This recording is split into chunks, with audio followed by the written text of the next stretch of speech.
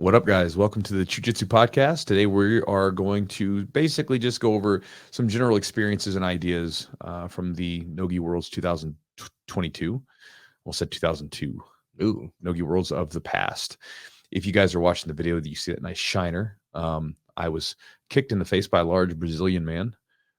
We were Brandon and I, when we were coming back on the flights. Brandon wanted a beer, so he stopped in at like the bar at this little place in Chicago, like in one of the airport. And so I'm sitting there, he's drinking the beer, and I'm just kind of hanging out. And the woman bartender, she looks at me, she says, "What happened? What happened to you, honey? Like, what happened to your face?" I said, "Oh, I got kicked in the face by a large Brazilian man." And she looked at me kind of like what? Large, like, very specific. Well, it's a very strange thing. You don't expect to hear that, right?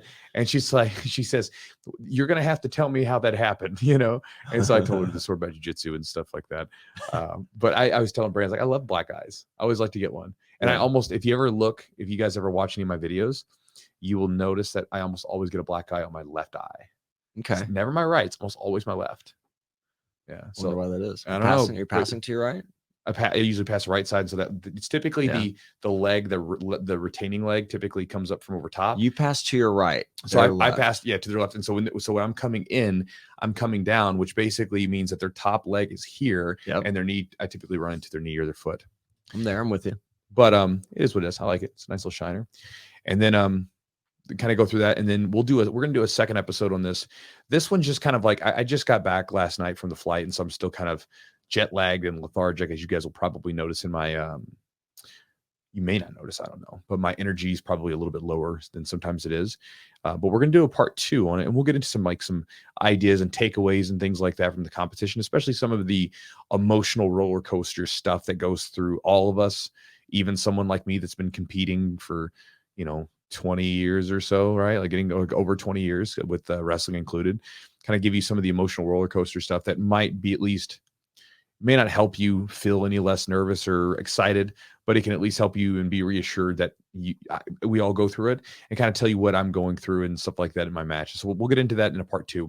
But today it'll be kind of like just us kind of going over the basics of what happened and some different ideas. As always, thanks to our sponsors for helping make the podcast happen.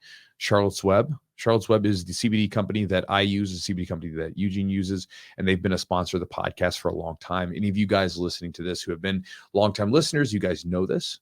And it is the CBD that I bring with me on my training trips, or on my competition trip. So I always bring this balm. So they have a CBD balm. Mm-hmm. What is it? CBD Medic. Yep. It's a CBD Medic balm that they have. And so Brandon had a shoulder issue that was bugging him, slathering that sucker down on that one. Mm-hmm. And then after I was done, I had some issues with some of my muscles, because you get done with the competition, man, you're just banged up. Sore. Yeah. And so there's a couple places that I had to put on. One of them was my thumb, the muscles here. Mm-hmm. I don't know what I did to it, but it was just it was hurting. And so it's gripping, or if somebody breaks your grip. Yeah, I think it was like that, because if I hold something and it's pulling down like this. Yeah, well, there's a ligament there that people can tear. Okay. So yeah, it was hurting. Or there's some tendons. There's some stuff here that if your finger gets caught, your hand gets caught like this, you could tear some of that stuff. So I had to rubbed it on my hand, and just had to be careful I didn't touch with my right hand, rub my face or anything for a little while, because it was on there, but it helped out. But again, I always take their stuff. I like it. It helps me out with my recovery. I feel like that it's one of those things where when I take it, I feel like I notice better sleep cycles. And again, I always encourage people, because it's one of those supplements where there's a lot of anecdotal stuff going out there, and I encourage people to try it out for themselves. So if you would like to try CBD out, check out their website. It's charlottesweb.com. Promo code is Jiu-Jitsu20 for 20% off. They also have, if you guys are interested, they also have a sort of THC, like not free, but really very minimal. Very minimal. Basically, it's sanctioned, or it's certified by the NSF, which is the same organization that the USADA, right, says, hey, these supplements are safe to use. And so, if you use it, you probably, I don't know what kind of test you would be subjected to, but you should be good. Obviously, do your research and confirm that. But again, to me, it's NSF certified sport, which means that USADA, who basically goes out and tests people for their different drugs and stuff, they say, hey, this stuff's okay to use. That's the Charlotte's Web's Daily Sport Edge. So you can check that stuff out too, in case you got to be careful about pissing hot, because that's a reality. But check out their stuff. And guys, if you decide to get anything from them, send me a receipt. Either send me you don't have to like include your mailing information, just like the order number and stuff. Send me a receipt either by email or by DM on Instagram. Either one of those works. And I will send you a package of 22 videos that were never released on YouTube. They were like some cool videos that essentially like lifting sessions and rolling sessions and just different talking videos that for whatever reason never found it onto the interwebs. And you guys will get it as a free bonus for buying some CBD. So if you guys want to get the bonus plus some good CBD products, check it out. Use the promo code Jiu-Jitsu20 checkout, and then afterwards send it to me through email or by DM. Also, guys, if you want to support the podcast, you can check out Epic Roll, epicrollbjj.com. And again, if you guys go to their website, I encourage you to just kind of look around, browse through the stuff. He's got a lot of nice stuff. I was out there wearing my some of my Epic Roll stuff. Yeah. I actually met Matt is the guy who runs Epic Roll. Yeah. He's a black belt, and I met his coach while I was out there. Okay. And I saw the Epic Roll hoodie on. I was like, he's like, oh man, you're Chewy, like Matt talks special, yeah. And so, Matt's a good dude. And so again, he's a cool guy to have on this as a sponsor. And again, he makes really cool jiu-jitsu stuff. I really like the designs that he puts together, and I really like the quality of the stuff that he sends out.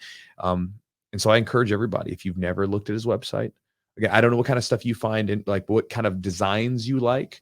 I'm more of a simple is more kind of guy. I don't like too much crazy stuff. And he's got a lot of really good, simple designs that I really like. And they're shirts that I enjoy wearing, even if I'm not doing jiu-jitsu or if I'm not in a jiu-jitsu setting, just shirts that I like wearing because they're comfortable and they're not too like over the top. Right. So again, check out his website at epicrollbjj.com. The promo code is jiu-jitsu for 15% off.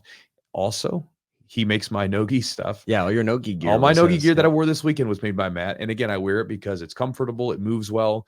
And I love his damn shorts, those damn Velcro-less shorts. There's no Velcro. I don't have to do that whole thing. And I don't have to have a pair of shorts that tear up. And I've been beating the crap out of those shorts for over about 2 years now. And they're held up great.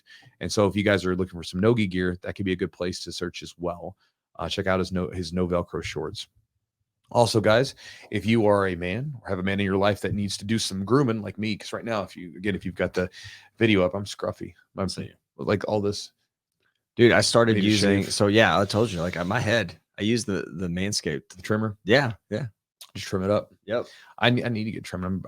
I haven't shaved since I left for the tournament.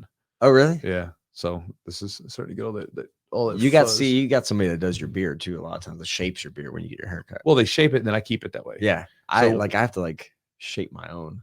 Well, I get them to like start to shape it and then I'll keep it together, and I use the trimmer to like just kind of keep it together over the month. You know what I mean? But still, I got to be careful because I don't want to like screw it up too bad. Yeah, don't mess it up, Chewy. Mess up my beard, I'll lose all my powers. All your powers, yeah. But I love their stuff. I mean, like you can take in the water, in the shower. It's like super easy to clean up. Makes a great flashlight. Makes a great flashlight. Like, so if you're ever running around and your power goes out, you can use it. Yeah, be careful. Flashlight. Be careful. That's a joke. It's a joke. So are we gonna share this? So one of the here's a fun story for you guys.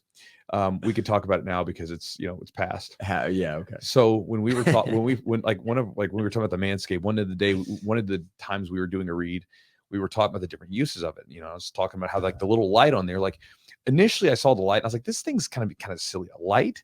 Why do I need a light? And then like I realized that like it really does help you. I sort of zero in on those stray hairs. Yeah. I was like, this is actually pretty damn handy. Bravo. Like it's like sometimes like where you see one of those products and you're like, what's the purpose of this? And then you use it and you're like, oh, this is pretty good. But there was some thought into this. So there is a light on the thing and it does help you get the stray hairs. And especially if you're down in the nether region, like, I mean, that's really helpful. Now, moving on. Here we go. Buckle up, everyone. At the time, I think there's like you have a blooper reel, and I'm like laughing hysterically. I haven't. I don't know if I've released. I'll probably release it. So if he ever released it, I was laughing hysterically. I was belly laughing because Eugene basically at the time the Texas power outages were happening like last year. So they had that snow or the storm, whatever. And so they were all out of power. And Eugene's like, yeah, and you could use it as a flashlight in case of emergencies. Just like trying to like you know what? I might save somebody's life one day.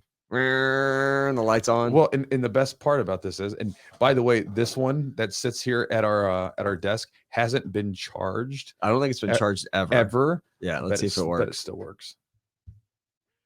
There it goes. And so And the newer ones, you can actually turn the light on or off. you can't turn off. There it So, is. so then Eugene's talking about this flashlight here on this thing being like as used as a safety device. So in Like my if I head, turn the lights off right now, I bet it'll work. You'll be able to find your way. I just imagine some poor guy walking through trying to find his way through his home with this going on.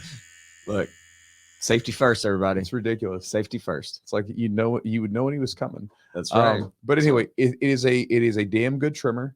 It comes in. Again, the packaging doesn't mean anything to anyone else, but for me, I appreciate it. Like it comes in like really nice packaging, and it's not just a piece of junk. Like it's nice. It's like when you get like a new like brand new iPhone or something, and it comes in all the nice packaging. It's just a little small thing, but they basically. But I think it's also a reflection of the products, because they put premium packaging together for a premium product. Whether you're using the trimmer, the deodorants, almost knocked the water over, the deodorants, everything else that they make. So again, I encourage you guys to try some of their stuff out.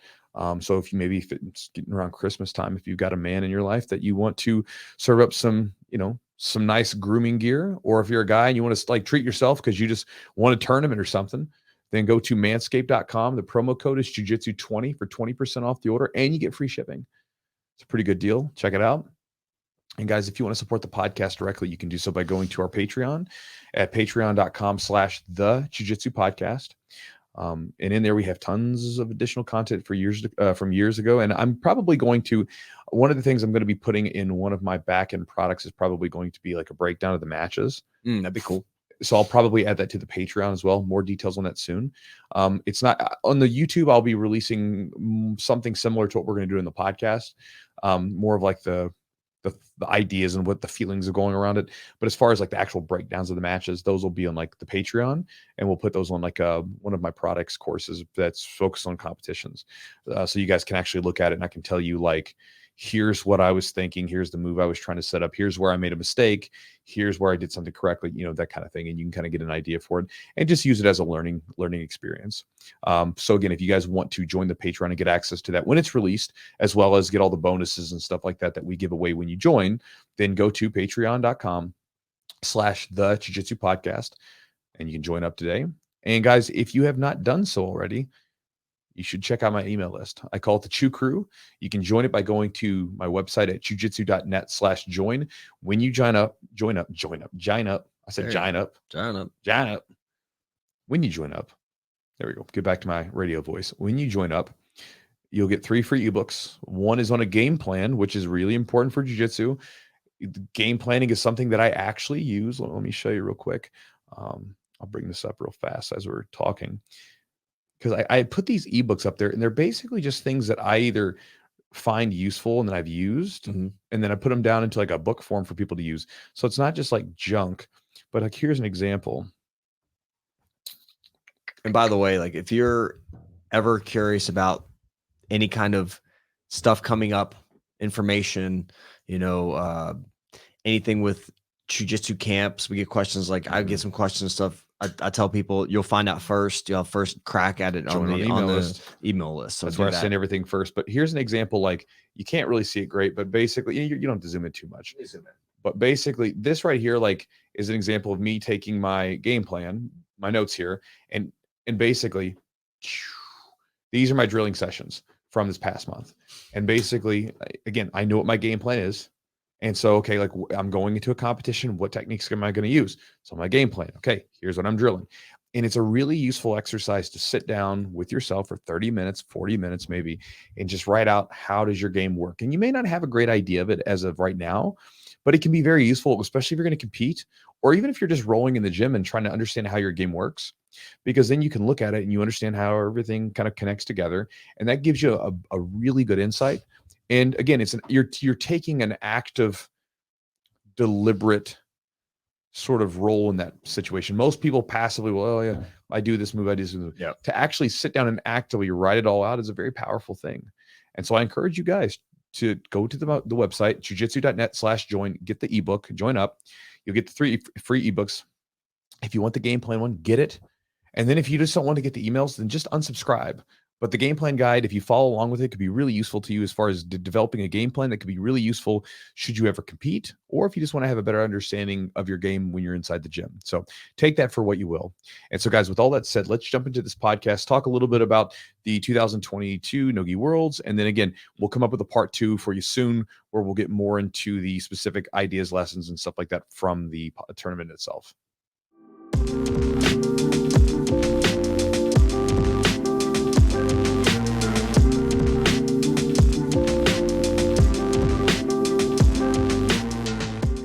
I first started jiu-jitsu, we all practiced heel hooks. Like, we all practiced leg locks. Yeah. So by the time you were a purple belt, you were kind of expected to know it. I mean, in all the tournaments, when you would go to purple belt, you would typically, in the gi, you wouldn't have heel hooks. You'd have toe holds though. But you had like pretty much all the normal leg locks. And then in like a purple belt, like sort of no-gi equivalent, everything was illegal at that point. You know, it was basically that was, and even some tournaments back when I first started, sometimes white belts would have all submissions. I remember going to a tournament and having like heel hooks were on the table, or the only submission that maybe wasn't on the table was a heel hook.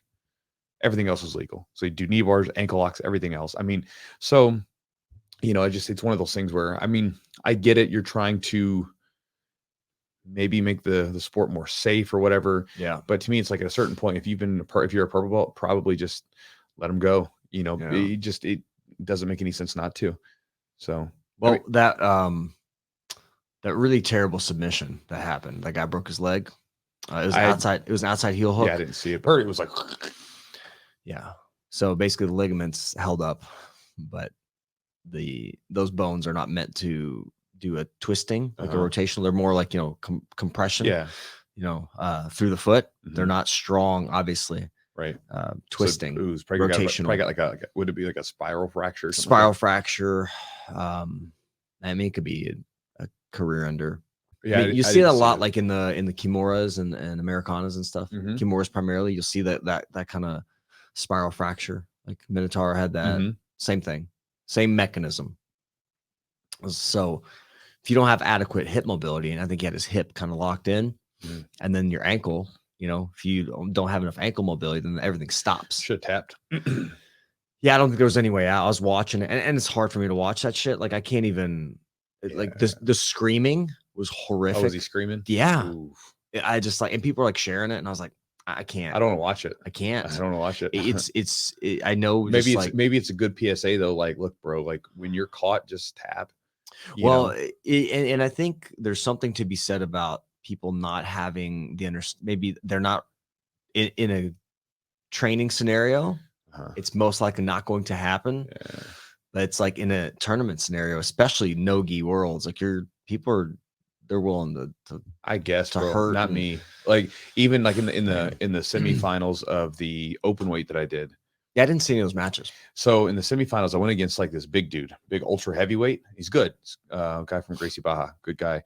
And we went against each other, and he caught me in a knee bar on my right knee. My right knee doesn't fully extend. Oh, yeah. And that one's like it, you know what I mean? So it doesn't fully extend. So as soon as he started getting into it, I could feel he was going, and I could feel it getting to the end in range. And I screamed out a little bit. He let go immediately. He said, bro, he's like, you okay? I was like, no, I'm fine. I was like, I had to get it fast because I don't, it was just like so quick. That was it. You were pretty much done. You had no room. Yeah. So I'm not going to fight that. I'm like, bro, like, I want to walk out of here, you know, because again, you know, the thought of having my leg break or be injured to where I can't walk or can't perform is like, that really doesn't suit me, you know, because again, even if, and I don't know of the age of that guy, if you're young, you sometimes maybe you want to eat it. But again, the thing is to keep in mind, like those injuries will come back and stay with you for a long time. Like, so yeah, you may not feel it. Like you might bounce back, but you will feel that injury that you had. Like when you're 30 and 35 and 40, it'll become you'll hear like old timers, the guys have been around for long. Oh, it's my bad ankle, my bad knee, whatever. It's like, well, those injuries, they don't go away. You accumulate them and they kind of flare up sometimes and stuff like that. So, you know, it's one of those things where, again, in the gym, like when we catch and then you kind of tap out, it's like, it's the same thing. If some guy's got it and he's putting some torque on it, I mean, I'm tapping, and I think it's a you know, it's a good lesson to share. Like, look, this stuff can get really nasty really fast. So if someone's got their whole body wrapped around your leg, It's a good idea to tap. Now, granted, I didn't see it, so I don't know. Yeah. I would have to look at it and actually know what happened, and maybe he didn't have a chance to tap or something like that. Because sometimes guys, they go so fast that they're just caught off guard. But I don't know. Yeah. So I believe it was outside Osh. I think that's what he had. Because there was another one where there was a guy who had a guillotine choke. Did you see that one? Mm-mm. So there was a guy that caught a guy. I guess he went in for a shot or something. But he got a standing guillotine choke, and then the guy went out and he let go. Mm-hmm. And when he let go, the guy fell back and just banged his head a little bit on the ground. Wow. Now, and then afterwards, the guy was like, like kind of whatever. Now, everybody's impulse was like, oh, that was poor sportsmanship, terrible guy. He should have put him down gently, whatever. But the thing is, and I don't know the guy, so maybe he's a dick. I don't know. But the thing that I can say is a lot of times, like when I go for a submission in a tournament, like I'm going until that ref tells me to stop. So here's an example. I talked to like one of our guys had a submission locked in place, and he said he got that real solid, almost like a tap. So this tournament, yeah, okay. And he got a tap in, and he said like he kind of like, but again the guy that kept going afterwards. One of the other guys I know, like he said he like the guy I met at the tournament, he's like, man, the guy actually tapped, and so he started to loosen up, and the ref didn't see it, and then the guy started moving again, right? And so like when I get a submission on, I'm going until I hear like the ref paro. Like in IBJJF anyway, stop, paro, right? And so I'm not necessarily, and again, if I feel the person tap and I know I'm at the end range, of course I'm going to let go, but it typically kind of goes with the ref. So if I don't hear that ref tell me to stop, right. like, or if that person's not visibly tapping to where everybody can see, like I'm going to keep going a little bit. And so in that situation, that guy had him in a choke, and it's very possible that the guy didn't realize he was out. I've put someone out before. I didn't know they were out. Yeah. Because think about you think about how many people you'll watch matches and you'll see someone get put out, and like the person is holding the choke for a little while, and then they eventually break it up, and then it's like, oh, the person's out. They've been out for a minute. When you're in the finish of a submission, you're so focused on trying to finish it, and because when you think about it, at the end of the submission, what do you get? You get this release. It's like, oh, it's over. And so you're putting all of your energy in this focus, just squeezing. Yeah. You're not thinking as this person, you're not in your normal mindset. You're not in the gym where if someone, oh shoot, he's out, right? You're squeezing as hard as you can and waiting for that tap or waiting for the ref to stop it. And so in that situation, it could easily be a situation where the guy didn't feel it. And then when he dropped him, it's like, oops, like, he fell back and maybe he didn't realize he was out. Mm-hmm. And so then again, he could be just a dick. I don't know. But just my thought process on it, I was like, I saw that and I was like, everybody was just trashing the poor guy. And I was like, I don't know. It's like, I think it looks, optics wise, it looks bad. Yeah. But I've been in situations where a person was out and I didn't realize that they were out. And then when we let go, the ref was like, oh, right, he's out. And it wasn't like I was trying to hold him longer. It was literally just, I was holding the choke until that ref told me to stop. And I'm just trying to finish the match. Yeah. And then, that's why it's important to have a good ref in there who's paying attention. And so again, if I had someone to choke and, if the ref said stop, if I didn't realize that person was out, which is very possible, I'm not going to think to put them down softly. Yeah. I'm just, because as soon as the ref says stop, my reaction is to let go of the choke. Yeah, absolutely. Because like for instance, at the tournament, I got a rear naked choke, and it's interesting. I was kind of thinking about this. Like I had this choke sunk in, and I'm squeezing as hard as I possibly can. And then and you see my whole body's locked, because when you finish a rear naked choke, if you guys watch my videos, you know this, you don't just use your arms. My hooks are locked in, my knees are pinching, I'm extending my hips, I'm extending my upper back, my whole body's flexed, trying to squeeze this neck, right? And then as soon as the ref said paro, stop, it was like my hooks just kicked out, and my hands just, it was like this spring, whereas like all that tension just instantly released and then let go as quick as possible. And so if I was in a choke, I wouldn't think, let me let go slowly and put them down. It would just be like, go. That's it. Let go. Yeah. And so I think I might do a video on that, because I think, everybody trashed the poor guy. And I was like, I don't think people, if you don't compete much, you don't think about that. It looks bad. It looks bad optics wise, but the guy probably just didn't think. If the guy knew the person was out, he probably would have put him down softly. You know what I mean? Like, I don't think anybody like, yeah, just whatever. I think it's probably more of an issue where it's just like, you let go of a choke. Yeah. As soon as the ref says stop, just let go of the choke. And that's what you do most of the time. Yeah. My concern with some of these like videos, like these leg breaks and all this stuff is like people see that and they see how much traction this stuff gets, and they kind of almost like, it's like, oh, well, I can, grow some kind of attention by this type of thing. So I'm wondering, like, is it in any way going to encourage people to like try to hurt other people? I mean, I think I'm sure some people are out there that, they don't care if they hurt somebody or not. You obviously not like that, but like some people don't give a shit. They're going out there, they're going to win by any means necessary, and they're willing to hurt people. Some people are not, but I don't know. I think the mentality, it's a unique mentality to have. I mean, because I don't think either one is wrong. I don't think you're trying. I think wanting to hurt people is wrong, but being willing to hurt someone in that type of scenario is not necessarily wrong. No, it's not. So that's just for me. And I'm kind of like, but seeing these videos circulating, they get reposted and stuff like that. And like, for me, I'm like, oh, that would be a good educational thing. Like, and that's my dilemma, right? Like, oh, well, it's an educational thing. Like, I can teach people, explain to them what's going on, exactly why it happens, and maybe some things on what to do. Obviously, tapping early and things like that. What are some mechanical things they can do as far as how their body may feel, or what they may do with their hips and their knees and their ankles and stuff to maybe give themselves a little bit of half a second to tap, or a little bit more strength at end range. But on the other hand, my dilemma is, well, I'm glamorizing this thing and it doesn't feel good to me. Glamorizing what? Meaning like I'm like resharing somebody's like traumatic experience or injury, which injuries are extremely like, there's a lot that goes in. It's not just the leg break. It's like the emotional, like being able to trust we say with guys at the gym, that maybe are coming back from a knee injury or something like that. You're very much scared or hyper aware of your joint, any kind of position you're in. And that can sometimes lead to more injuries, like we've talked about, because you're just not moving normally and you're more hesitant, things like that. But to me, that's like a dilemma. And I don't know how I feel about it yet. I'm still kind of, the jury's out for me personally. I mean, so here's the deal. I think it comes from like the sentiment, right? What is your purpose for doing it? Your purpose for doing it is like, okay, guys, like, so here's what happened here. It's education. It's like here's what happened here, and here's something that we could do to prevent this or fix this, or whatever it is that you're sharing. If it's coming from a place of trying to help, I think that like it takes a little bit of thought. I think where it becomes an issue is where you are doing it for simply like attention. Because we have such a weird attention-seeking culture now, where people will do just God knows just about anything for someone to look at them. Instead of and it's me and Brandon, one of my guys that he helps manage my social media. We were talking about this, like if you get attention from those sort of like those quick virality sort of things. Understand this: if you are trying to build a social media, here's a quick business lesson for you. It's cheap and it's temporary. It's not based on anything of substance, right?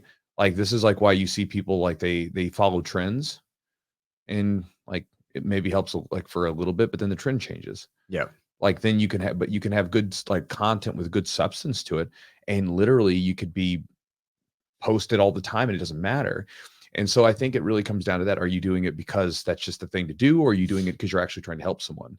And if the answer is the latter, you're actually trying to help them, then again, it is what it is. Right. I think that you could have an issue sometimes with maybe some younger guys with that kind of thing.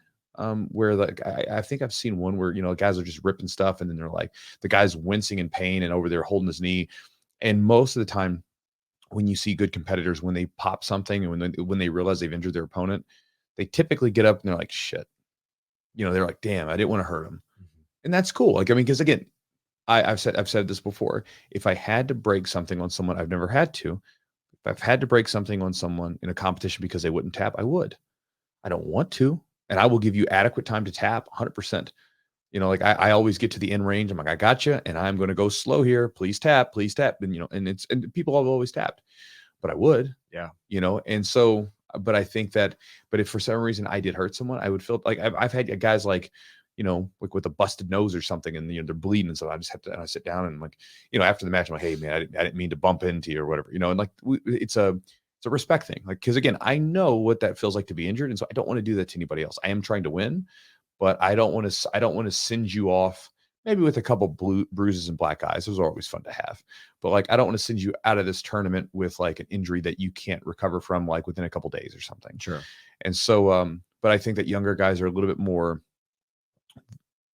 susceptible to that kind of stuff for a couple of reasons. One, they maybe don't have the experience of the injuries, and so they're not empathetic. So because again, once you've been injured in a certain way, you know what that feels like. Yeah. It's just like, young guys will like, they don't understand what it's like to be old until they're old. You don't know what it's like to like have to take a day off because you're so sore from the day of training that you know what I mean? Like until you're older, right? It just happens. Yeah. But also too, this is something I was thinking about when you compete masters, because I compete masters now. Like masters division is kind of cool. Like for the most part, all the guys are older, we're more secure, we're more mature.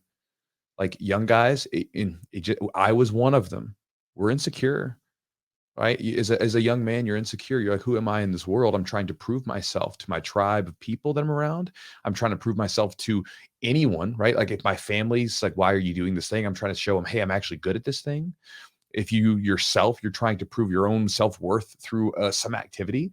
Because as men, like this has always been the case. Men have to do something in order to become worthy in the society. It's always been this way, right? Because again, we've talked about this before. We can do a little experiment. If you had, and again, I'm not saying this is wrong or right. This just is, okay? With like, let's say a woman. Women have options. They can go out and do whatever they want to. I'm not saying that they can't, but think about this. You can have a woman in society, right? And she can be a beautiful woman and does nothing. And she's just like, people take care of her, like guys take care of whatever. And that's okay. Now there could be a woman where she's a home, like a housewife or whatever. And that's a hard job. Like to take care of your kids and everything else and like run the family. That's a tough job. Okay. But I'm saying like you could have a woman who doesn't have kids, doesn't keep the home. Literally, she just does her thing. She's very attractive. And we understand that these people exist. And in society, we're like, that's fine. It's okay. Mm-hmm. Yeah. Now, if it's a guy, does nothing, like lazy bastard. Like, what are you doing? Like, go do something. Go get a job. Like, do something, right? And again, I mean, this is just to me the general idea. And so, I heard at one time that like men are like Batman and women are like Superman. Superman has like a magical power that they're just gifted with. They can give life from the get-go, right? Mm-hmm. Men, we can't do anything special. We have to develop it, right? Like any gift that we get, we have to like develop that stuff. We can't give life. We're the expendable gender. You know what I mean? Like we're the one that like, it is what it is. If life, they have to be there. Life has to go on. We're the ones that have to fight and die and everything else. And we're the ones that do crazy stuff and throw ourselves into crazy situations. Mm-hmm. And so men, I think a lot of times are very insecure about themselves when they're younger. And so they're trying to prove themselves. And, I think that getting attention sometimes can be a sort of salve to that insecurity that they feel because it's validating, right? It's like, hey, look at me. Yeah, look at me. Everybody's looking at me. I've got attention. I'm worth something. Yeah. And so I could see that being a thing where you would get young guys where they would want to like create a spectacle or do something something like that that's viral. Yeah. But again, the sentiment is important. Like, if you're doing that for that reason, like you're a pretty crummy person, and you better be careful because that will come back and bite you. 100% it will. Yeah. But I think, again, sharing ideas for preventative or for help to others could be really important. Right. And even talking about like, hey, look, if you're a young guy, like even sharing like the idea of the spiral, like when you do a heel hook or whatever, this particular submission, if it's a spiral fracture, like listen, guys, understand what this actually does. This could end their career. This could basically put them away where like they could train eventually again, but like never at the same capacity. Maybe not. It's just keep that in mind when you do this submission. It's like the Kimura. I mean, you've talked about this.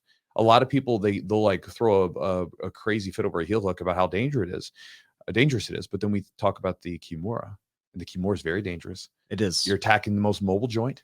You're either like you said, you can either get a spiral fracture in the arm, or you can just destroy all the ligaments and the rotator cuff muscles. Rotator cuff, yeah. I mean, bro, and like the rotator cuff muscles, like when you have to have surgery on that, holy moly, that is an ordeal. Yeah, it's a difficult recovery.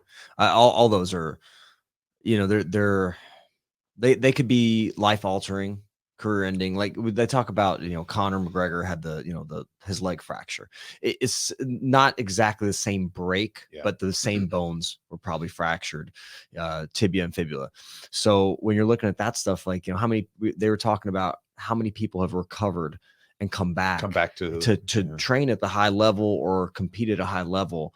Have there been many? Well, Anderson came back, but right? Anderson Silva, but he was already past his prime. And I think Conor's already past his prime anyways as well. But like they're doing tricky things. I think they were talking about this on Joe Rogan, like about him doing like steroids and stuff, Sure. Which I think is like, I think that should be allowed, like out of competition. Like if you want to try to recover and you're not, I think once you're in competition, obviously you should, whatever the rules are, whatever you feel about steroids, that's up to you. But like, I think that like you should have every opportunity to bring yourself back to as close as you can. But like, it's very hard, even with all the technology and the surgical interventions and the, extracurricular drugs you can do. Like, it's still like sometimes just never the same, and you don't trust that leg the same. And right.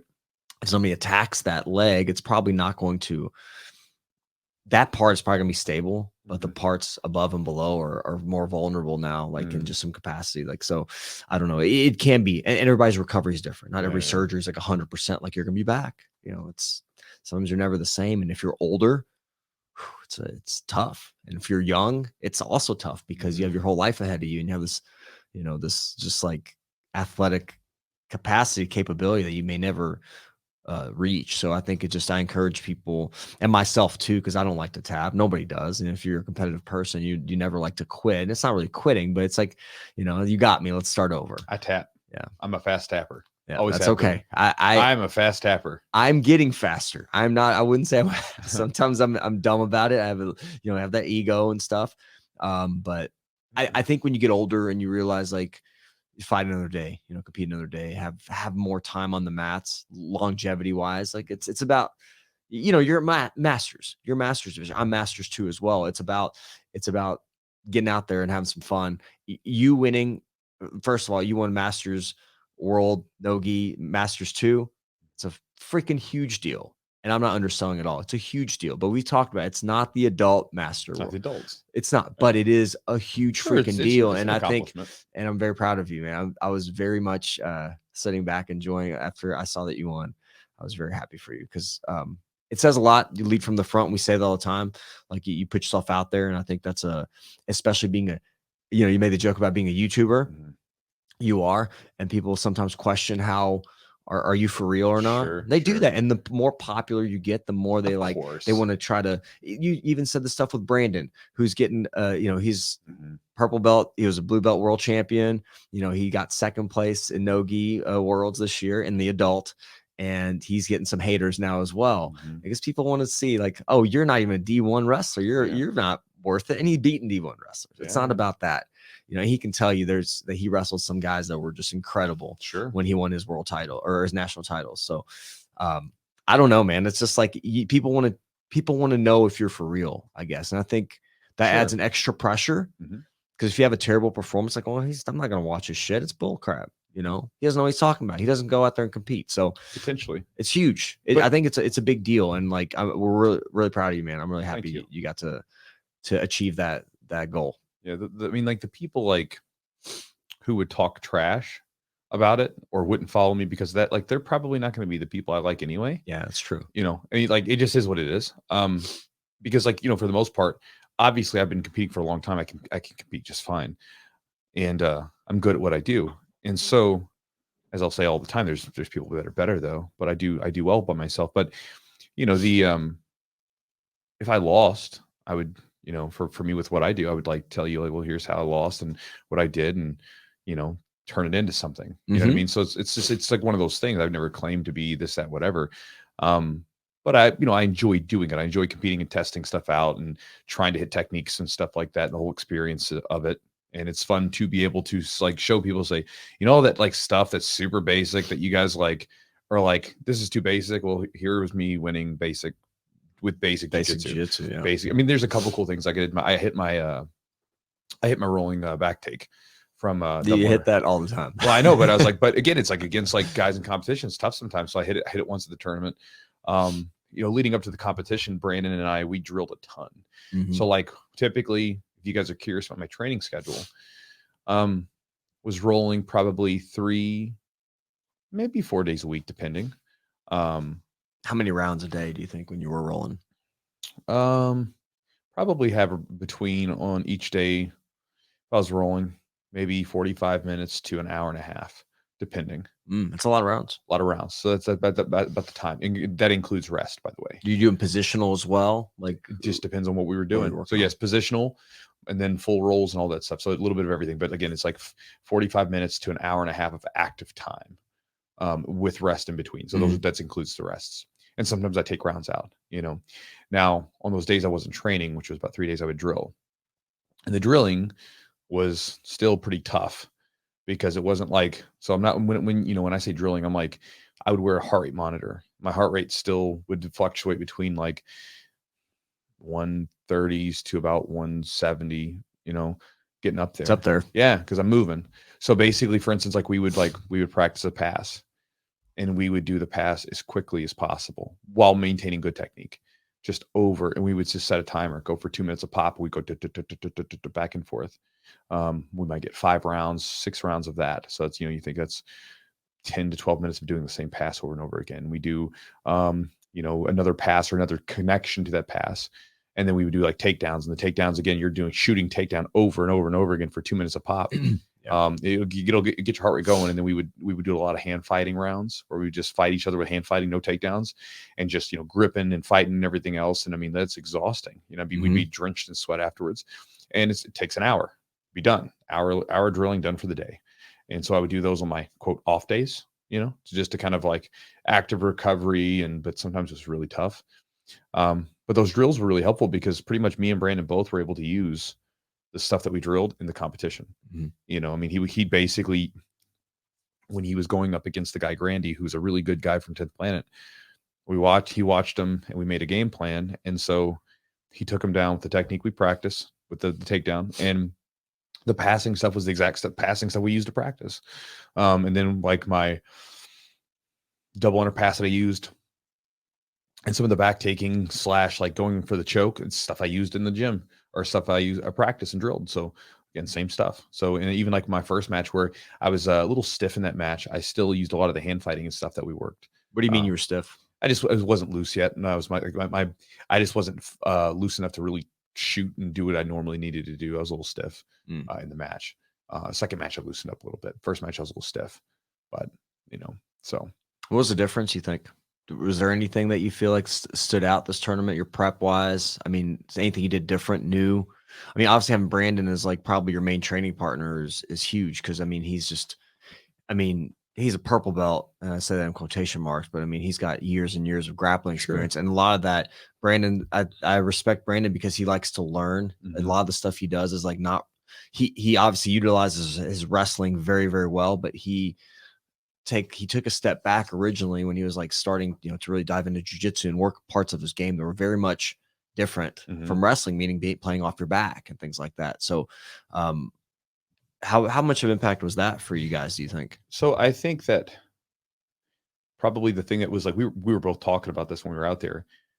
Like, we probably don't even appreciate it. Our gym's really good. Like, it's really, really good. Like, good. I mean, we have a lot of great guys in the gym. I mean, you think about like some of our quote hobbyists, they're friggin' tough dudes. Yeah.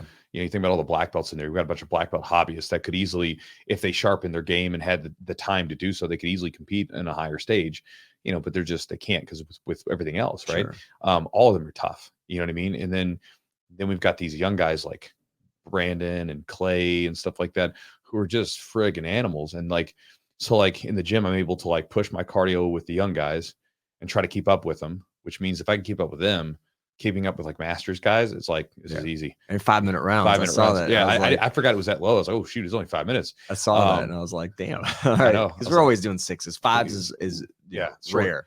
And then with the older guys who have good techniques, like, because I work with them too, it's like, oh man, like I'm good. Like, I mean, like even like with Mark, Mark was such a good training partner leading up to this tournament because some of the guys played the same position as him. The butter half and half. So I was just like shutting all that down. And I was like, okay, he's so good at that. I was like, and it's like, to me, it was like, I've always said this, like we have so many good guys in the gym where it's like, I'll roll with someone in a competition and they'll play a position that someone in the gym plays, but they're just not as good as it.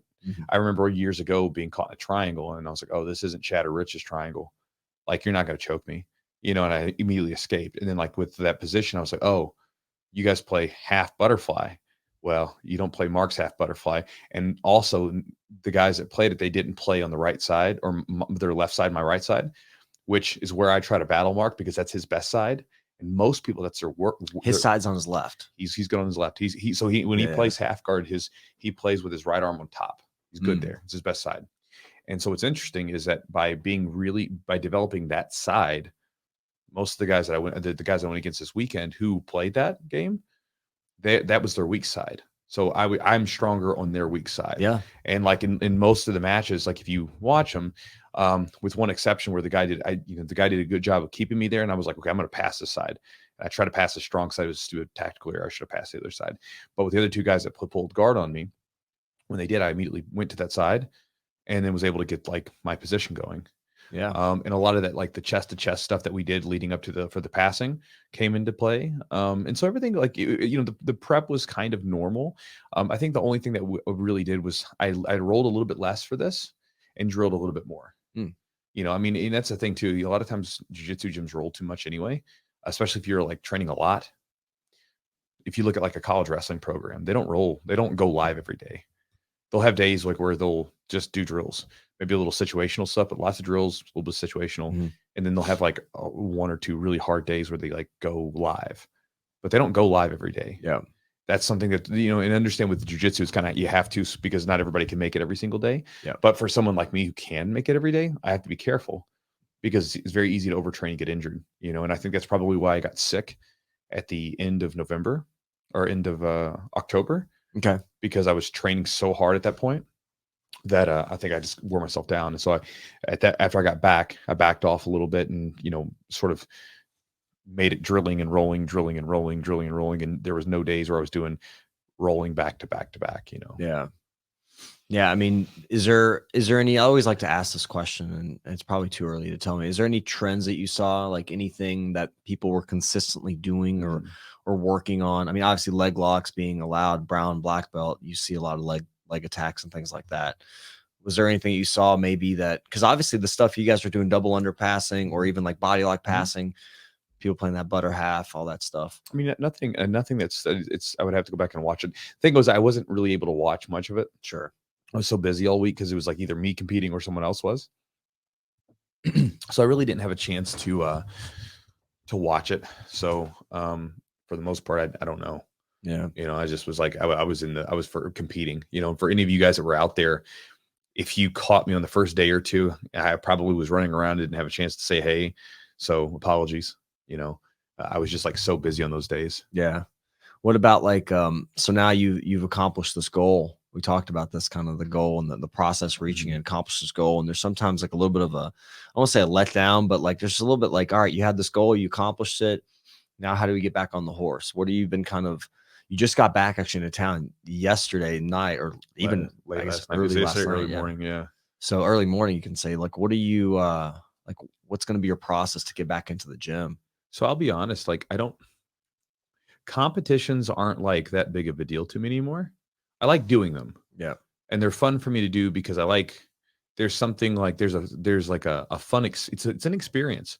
Like you get on it, you're on edge and it's just this whole experience with it. And it forces you to train harder because you got this thing coming up. And I like going through that as much as it is like kind of an emotional roller coaster and it can be exciting and nervous and all that stuff. But I like that because I'm like, it lets me know I'm alive, right? Because you think about like, for instance, when I see my wife, like when I got back from the trip, I was very excited to see her. Yeah. The reason, here's why I bring this up. A lot of people, they always get so upset about being nervous and about feeling whatever. I'm like, well, it's okay. Like you're supposed to, your heart's beating. Like if you don't get nervous for a competition, it means that you probably didn't train hard for it. It doesn't mean anything to you, or you're probably getting ready to die. It's some like, you just have no feeling. You're just like numb to everything, right? Like you're just whatever. But obviously it's probably not that. It's probably just, you just don't care. Right. But like for all of us, right, when you get ready to do something that's meaningful to you, it means something to you. And so like, it'd be like, I see my wife and I'm excited to see her because she means a lot to me.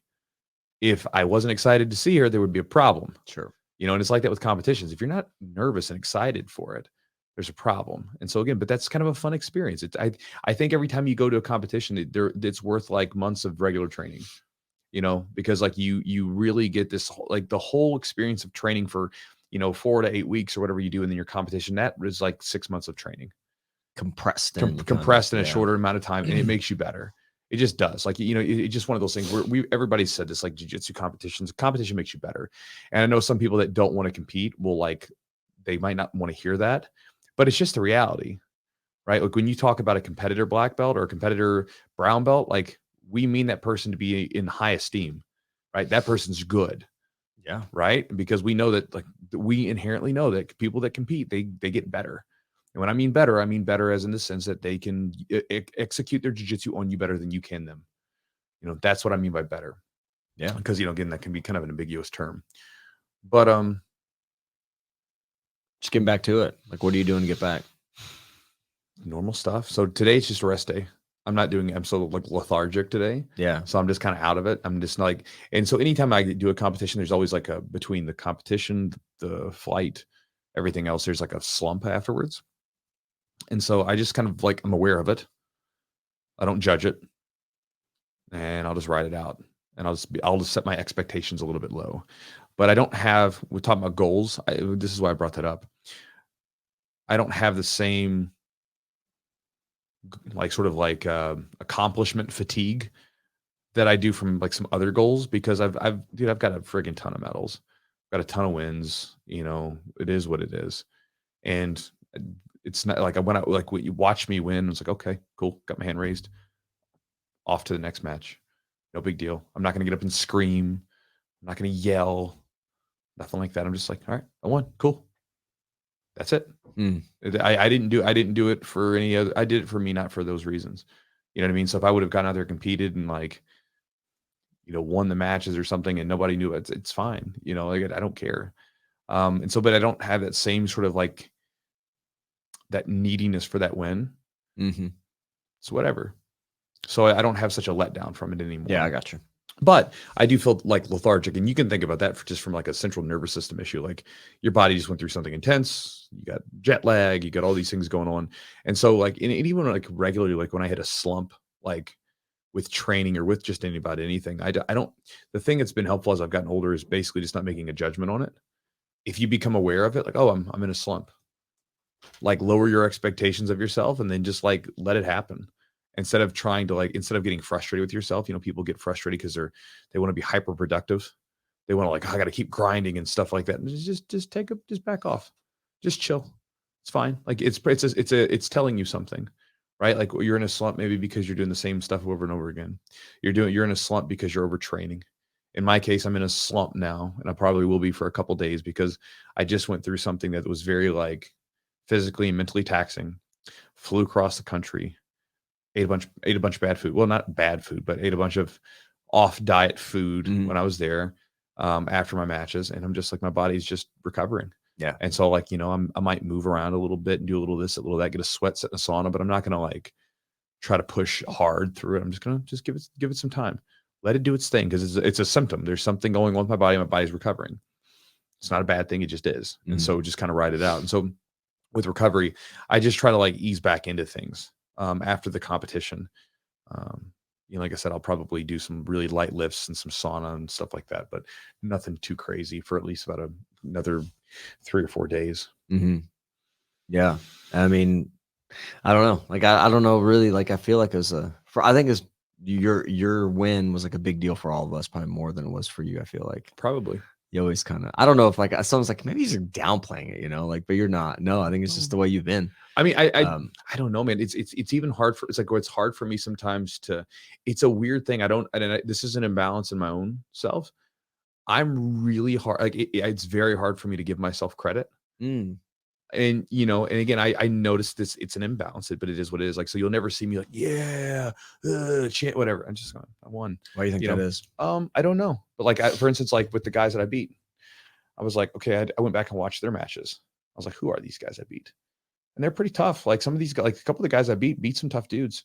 There was one guy in the division who I was looking at, and I was oh, that guy's tough. Cause I watched him at the South American, ADCC trials. He's a bruiser. And he got beat by one of the guys I beat. Wow. And I was oh, okay. So that guy is legit because, whatever. And so, but for me at first, I was kind of oh man, did I have a tough division? I beat 4 guys, but was it a tough division? What is a good win? And I went back and watched some of the guys, and some of the guys in the division were tough. And like those guys got beat by the guys that I went against. And so I was like, okay, these guys are good. Yeah. These guys are good black belts. They're not like, scrubs. They're tough. They've got wins under their belt. You can go watch them flow grappling. They have plenty of wins you can go watch. But I don't know. It's just one of those things where it's like, I'm really like, my day-to-day like is good. And I'm generally like a very upbeat person. Yeah.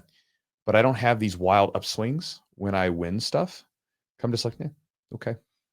Well, I think if you don't have the wild upswings, you don't have the wild downswings either. Maybe not. I don't know. But it's like one of those things where it's like, you kind of like, man, like I like sometimes I'm like, man, I should be more excited about this, or I should be more like congratulatory or whatever, like to myself about, but I'm like, I'm not. I'm just like, yep, okay. Mission was accomplished. On to whatever else I'm going to do next. It's very much that way, but it's also, I'm that way when I lose. Right. Because like Brandon said this, and I thought this was kind of cool. I win like I lose, so you won't get up and see me go, yeah, screaming and stuff like that. I get up and just get my hand raised. I've been here before. And if I lose, I'll get up and shake the guy's hand. Congratulations. Like the guy that knee barred me at the tournament, I was like, man, that was a great knee bar. I was like, bro, you got me so damn fast and you're freaking strong as an ox. Like, I was like, dude, the guy was a monster. I was like, oh man, I was like, was he jacked? Oh yeah, he was a big, strong guy. Yeah. Yeah. He's maybe like maybe an inch taller than me. And he was like 270 or was there something about like USADA or something going on? Like drug testing? I don't know. There's stuff circulating. Do they even drug test like these guys that that win the adult? I think they drug test the winners. I think they drug test the winners, or they drug test the open winners, for the black belts. Like they drug test like a very hand select few. Yeah, there was something about, I don't know. I didn't really read too into it because I don't really care too much, but I was like, I don't know if you saw anything going on. I know. I just like, I remember like because I was there, like I thought Wagner was getting ready to go. And then like, I realized that he was closing out a bracket, and then they all left. You know what I mean? And like, it has to be something fishy because like Cyborg, so they just left. They all just left. So like basically, so Matt, so they were doing so there were podiums that were empty, right? There was like, so check this out. So, okay. All right. Now we're getting some, now I guess starting to make sense. So basically what was happening is like, so the way they do it is like, they'll run the black belt finals. Okay. Yeah. Black belt finals are over. Let's say that it's the medium heavy weight class. They run the medium heavy weight final. Afterwards, they will do the medium heavy podiums, and they'll basically bring in the third place. After that's done, then they'll move to heavyweight and then ultra heavyweight, whatever. So when they went to heavyweight, like Wagner wasn't there. Like the fight sports guys, because it was closed out with 2 fight sports guys, they weren't there. And then there was no open weight.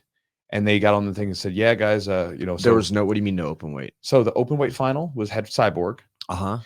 And then the heavyweight final was Wagner Rocha. Yeah. And another fight sports guy. Neither one of those matches happened because they all left. And so basically, while they're doing this podium stuff, they're like, we will not have a podium ceremony for heavyweight or open heavyweight due to like contestants not showing up due to a no-show. And I was like, what? And then basically we're all walking out, and we're immediately circled that Cyborg and all of them had left. And do they get like, I mean, they've already won. They won, right? So they don't have to be on the podium, really. They're still, it's not going to take away their win. Well, I mean, anyway. Cyborg didn't win the open because he had a match. The fight, he just didn't show up. He just didn't show up. But the fight sports guy, they could have closed out, but Cyborg, he still had a match, and he like hadn't won the match yet in the finals. Okay. He just left. He won his division. He won ultra heavyweight, and then he left for the open. He said he had to catch a flight. But I was like, it seems super fishy because it's like, this isn't your first rodeo. You know how long this lasts. Yeah. It's usually an all day thing. But the whole point's to win the thing and win your world title, right? You would think. I guess he got his world title at his own weight class. Right.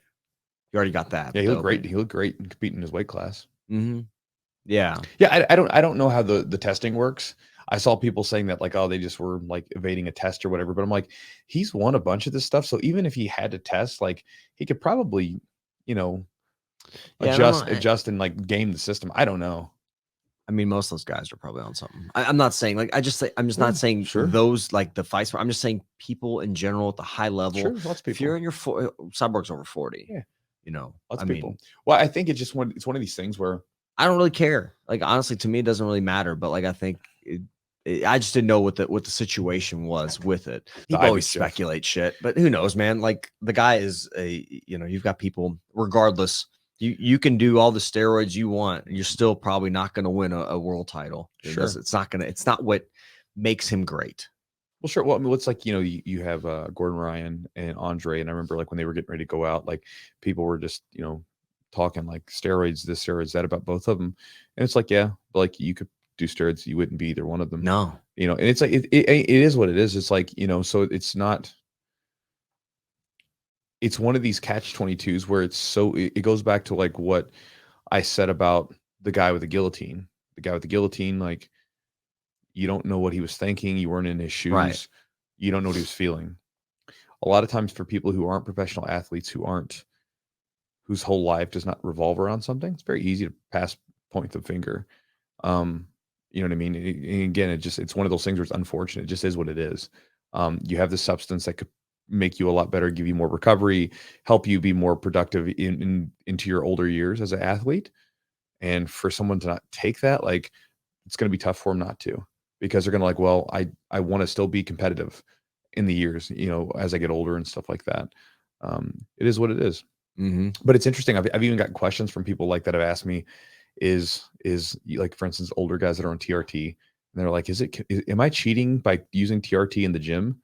Like, no, you're not cheating by using TRT in the gym. You're an old guy and you're just training. It's fine. Like, it's okay. You know what I mean? Yeah, but aren't you supposed to be the old guy? In some instances, aren't you supposed to be not performing at that level? Of course. Aren't you in that the way that it works? Yeah, but we use airplanes, we use cars. Like, humans use technology.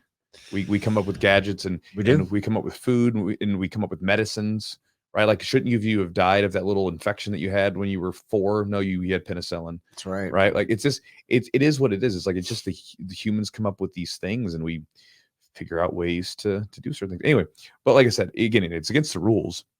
But I don't know what their testing stuff is. So, is there anything that stands out? Do you have any memories? Anything like you think you'll take back from this trip? Oh, plenty. I thought one of the things that was cool is that a lot of people that listen to the podcast were out there, and a lot of you guys, which was really interesting. So, like, I obviously post videos online, and a lot of newer people follow me, right? Mm-hmm. But it was interesting to meet people. I met a lot of brown belts and black belts and some purple belts. And they're like, bro, I've been watching you since I was a white belt, a blue belt. That's so cool. You know what I mean? Like, I was like, oh, that's super cool. So it's cool to be able to help people with their training along the way, and help them with their process of training and development and stuff like that for the years to come. And so that was really fun, because I always get a lot of blue belts and white belts and stuff come up to me, but like, I had several brown belts and black belts, guys like with the gold medals around their necks and stuff like that. You're like, hey man, like, love your stuff and watch you since I was a white belt, blue belt. It's been super helpful. That was an interesting thing. It was kind of neat. That was pretty cool. Here's a fun one. This is completely just sort of random. So in the finals, I went against a guy, Jimmy, tough guy, got the win. And then afterwards, Jimmy and I were getting our medals and stuff like that on the podium. And I asked him, said, "You doing the open?" He's like, "Yeah, I think so." I was like, "All right, man, I'm doing the open too." I was like, "I'm going to go ahead and pull guard." He's like, "What?" I was like, "Yeah, I'm a pull guard." I was like, I just got done using my top pressure for my division. Now let's just pull guard and see what happens. And then we get ready the open starts. And of course, they must not like us. And so they made Jimmy and me go first round. So you guys went again. Yeah. I was like, man, like, why didn't they like let me have someone else? Like, just, let us roll with someone else. And we roll first round. Like, I sit on my butt and start playing from the guard. And he laughed. I was like, I told you I was going to pull guard, Yeah. But it's fun. And then that's the thing with the open. Like, I don't like the open. I never really care about the outcome. I've already won. The pressure's off. Now it's like, I usually go into the open, I'm like playing around a lot more. So just have more fun. Yeah. Well, now it's like, I'm not like, now it's like I've won. Now let's use my B game, use my A game. Let's see if I can do my B game. Let's see if I can do my guard pulling and do my butterfly sweeps and everything else. Yeah. That's fun. If you win, you have a good performance, you kind of, the pressure's off a little bit.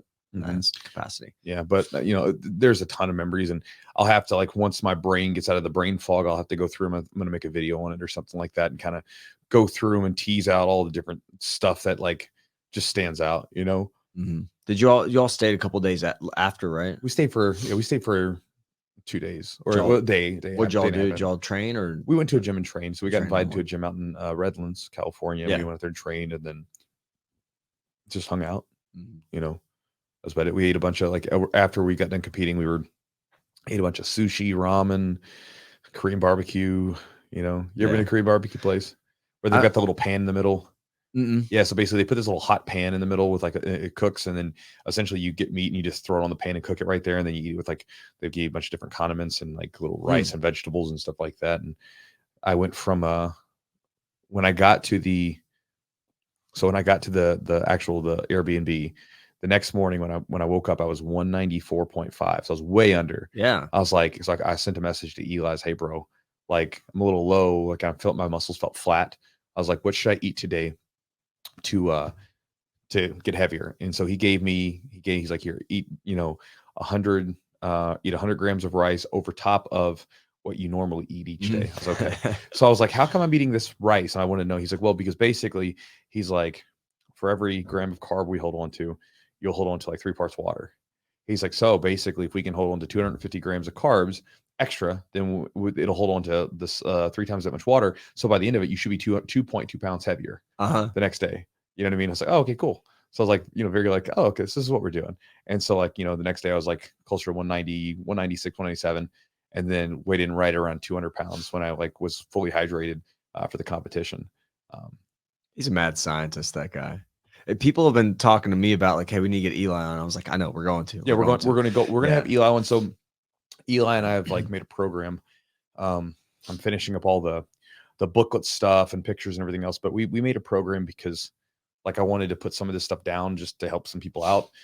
It'll be kind of a good introductory sort of thing that you can get into, both with lifting and some diet stuff, because it's been so helpful to me. So once that program's released, we'll have him on and we'll obviously talk about some of his strategies and stuff like that you can take away, and then also talk about the program we did. So I want to talk about the bodybuilding days, like what that was like too, because he's a large man, very large man. And it's just, my wife's done some bodybuilding, and it's just such a crazy field, like area, just like of the world. It's just so weird. Like, I mean, these people, this is my opinion, and I may be wrong, but these people, they look like they're in optimum health, but a lot of them are like extremely unwell. Oh, sure. Like their bodies are like, severely dehydrated. They're like eating in ways that like to get those muscles and everything to pop out, to dry out, to like these veins stick out. And like, they're like, my wife was telling me like during one of her shows, she only did 2, but during one of the shows, like you're like passing out backstage, like right before they go. I mean, just crazy shit. Oh yeah, bro. It's very tough. It's not easy. And yeah, it's, they're not, and like when you see them up on stage, they're smiling and stuff. They feel awful. They're probably hurting. Oh, they feel awful. Yeah. So it'll be fun to have Eli on. I think I'm curious, to me, like how he's transitioned and how like his diet for jiu-jitsu, like how everything changes in the variability, because the performance requirements are very different. There's a lot of similarities though. Really? Yeah. Because that's what he was telling me. He's like, because, when he does my diet, like I'll tell him, hey, I got a competition coming up at this point, and he'll say, okay. And he'll prep me just almost like a bodybuilder would, where he has these like, you'll eat a bunch of carbs right before to have the muscles pump up, whatever. But like, and we eat our carbs around certain periods of the day, depending on our exercise and stuff like, and very similar, you know what I mean? And so like, especially when you're trying to cut weight and you're trying to do so while maintaining as much muscle mass as possible. Yeah. Because that's where most people screw up, is like they start just starving themselves, and then they lose weight, but they feel like crap and they look like crap. They don't look better. Like they're losing weight, but somehow the body composition is still the same. Whereas if you do it right, you can lose mostly fat. You'll lose a little bit of muscle, but mostly fat, and you will look massively different. You'll feel great. You'll still have tons of energy for training, and you'll be at the weight class you need to be at without I was eating 5 or 6 meals a day. Well, I never went without food. I felt fine, so it's just one of those things where I think that, I think there's like, I was talking to someone about this. I feel like there's some like sort of like masochist sort of like bragging rights. Oh man, I just cut a bunch of weight. I cut like 15 pounds in 3 days. And that sort of thing, or you hear like UFC fighters, how they're cut weight. I'm like, yeah, it's great. Doesn't mean it's the best way to do things. So it's not a good idea. And especially for a jiu-jitsu tournament where like, an IBJJF where you weigh in right before you compete. Right. Whereas when, with an IBJJF, for me, at least, I try to be at the weight class around a week or two beforehand, so I can roll at that weight. Yeah. I want to be comfortable at that weight. I want to be there and then go into the tournament as normal. And so I've been 190. I was 196, which put me right where I wanted to be, where I could have 2 full meals and still be under 202. I was 196 from almost back in November, so I felt fine. Like there was no stress, and then just kept the diet the same. So those couple days after, how much weight you put on? So I want to know. So I gained probably about 5-6 pounds. That's all right. Not too bad. Well, because well, first off, you're there at the venue all day, so you can't eat as much, and then when we'd go out, we'd eat, but I try to be mindful of it because I didn't want to go too crazy. And even when I was eating, I would eat like some sushi and ramen, and all that sodium was get me, have a beer, whatever, or have a drink. Yeah. And then I would have a little bit of ice cream, but I wouldn't have like too much. I wouldn't have the whole pint, The first night though, it was really weird. I couldn't sleep. Like the first night after I competed, like the night of my competition, I ate, my stomach wasn't feeling too good. I don't know what it was. We ate at a Cheesecake Factory or something, because one of the guys wanted to eat there.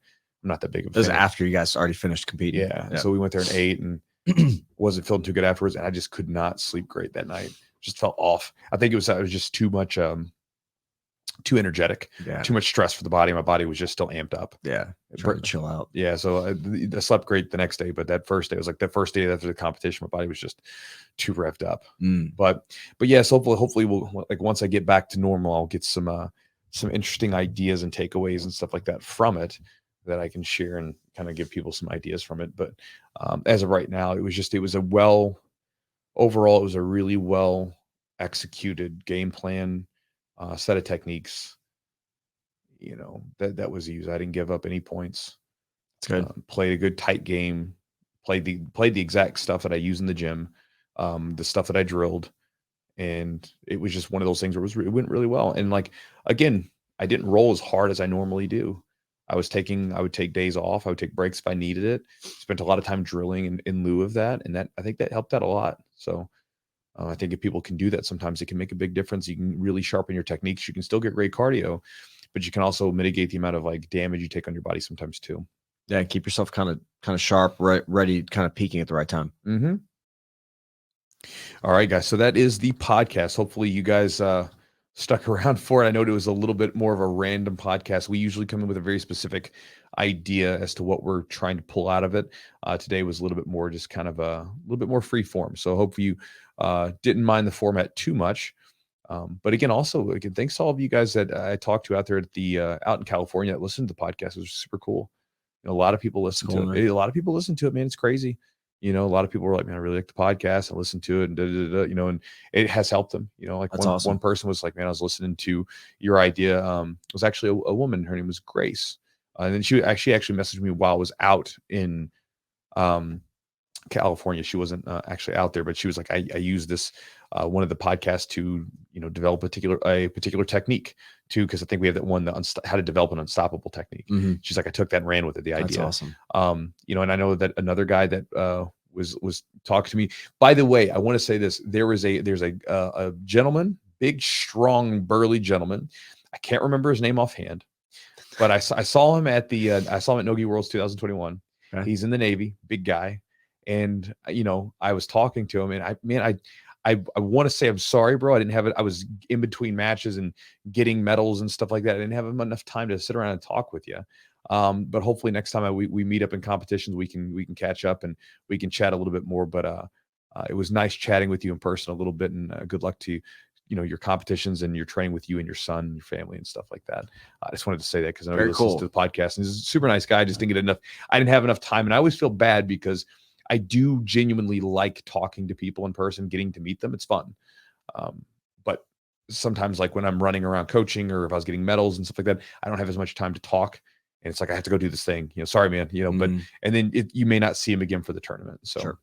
I didn't get to see him again, but hopefully you guys enjoyed the podcast. And again, stick around for part number 2, be coming up sometime soon at the time of recording this, where we'll get more into the sort of takeaways and stuff like that that could be useful to you in your own upcoming competitions in the future. Again, thanks to our sponsors for helping make the podcast happen. Charlotte's Web, you can check them out at charlottesweb.com. Promo code is Jiu-Jitsu20 for 20% off the order.